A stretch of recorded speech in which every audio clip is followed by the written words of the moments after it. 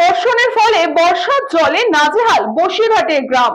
উত্তর 24 পরগনার বসিরহাট মহকুমার বসিরহাট 2 নম্বর ব্লকে চাঁপাপুকুর গ্রাম পঞ্চায়েতের চক ফরসাদপুর দাসপাড়া এলাকায় বর্ষা মানেই জল যন্ত্রণার আতঙ্ক। কোথাও হাঁটু সমান জল দাঁড়িয়ে আছে রাস্তাঘাটে, আবার কোথাও বা ঘরের ভেতরেই জল ঢুকে গিয়েছে।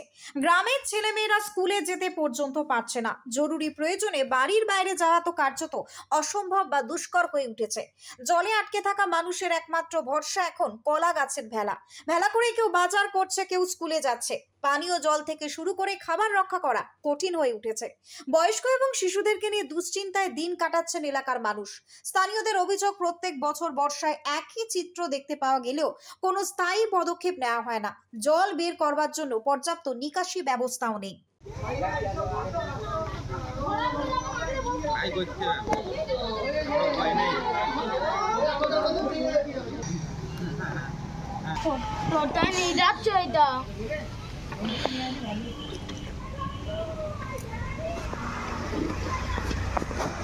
এই জলের সমস্যা, কোনো বছর ঘরে জল ওঠে না, এবার ঘরেও জল উঠে গেছে।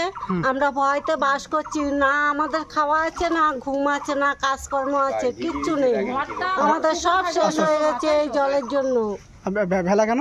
ভেলা এই জলের জন্য, এই আমাদের খাবার জল আনতে হচ্ছে, আমাদের বাচ্চা নিয়ে স্কুলে দিয়ে আসতে হচ্ছে এই ভেলায়।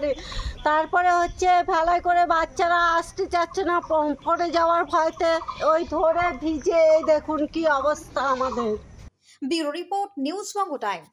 এই খবরটি নিবেদন করছে স্বামী বিবেকানন্দ ইউনিভার্সিটি, আপনার সন্তানের স্বপ্নের ভবিষ্যৎ গড়ে তোলার একমাত্র সঠিক ঠিকানা।